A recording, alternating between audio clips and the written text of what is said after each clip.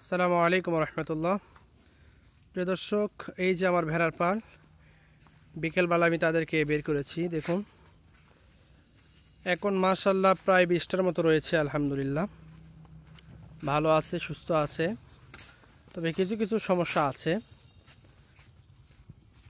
এটা কোনো সমস্যা না তেমন, যাই হোক, তারপরও আল্লাহ পাকের ইচ্ছা।